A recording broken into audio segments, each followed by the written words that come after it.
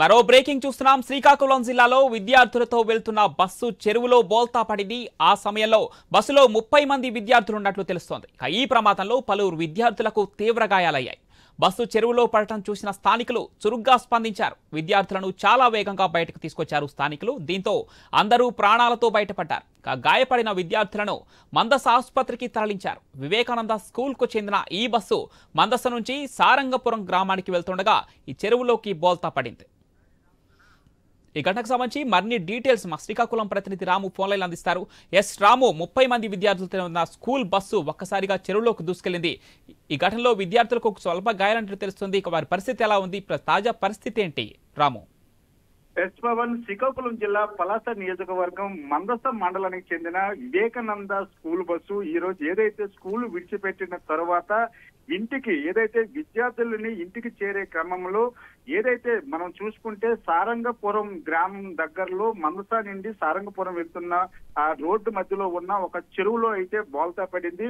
అయితే బోల్తా పడడానికి కారణాలు డ్రైవర్ తాలూకా నిర్లక్ష్యంగా అయితే స్థానికులు చెప్తున్న పరిస్థితి. బోల్తా పడిన సమయంలో సుమారుగా 30 మంది విద్యార్థులు అయితే బస్సులో ఉన్నారు. అయితే స్థానికంగా ఊరు చెరువు కాబట్టి చుట్టుపక్కల కూడా అప్పటికే ప్రజలు ఈవినింగ్ టైం ఏదైతే వ్యవసాయ పనులు ముగించుకొని వస్తున్న క్రమంలో ఒక్కసారిగా బస్సు బోల్తా పడిన దాన్ని చూసిన వెంటనే అక్కడ స్థానిక రైతులు చెరువుల్లోనికి దూకి విద్యార్థులను అయితే సురక్షితంగా బయటికి తీశారు. బయటికి తీసిన తర్వాత 5 మంది విద్యార్థులకు మాత్రం స్వల్ప గాయాలు అయితే అయ్యాయి. వారిని స్థానిక మందస సంబంధించి ప్రభుత్వ హాస్పిటల్ కి అయితే తరలించారు.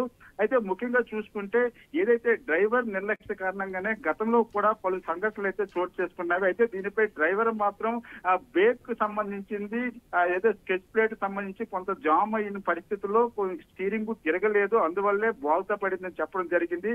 అయితే వెంటనే స్థానికులు 108 కు అదేవిధంగా స్థానిక పోలీసులకు సమాచారం అందించారు.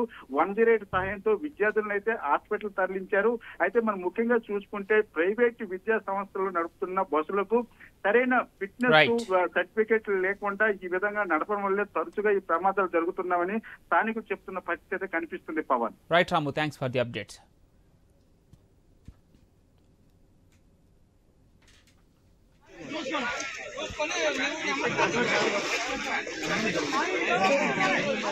డ్రైవర్ డోర్ వస్తుంది లేకపోతే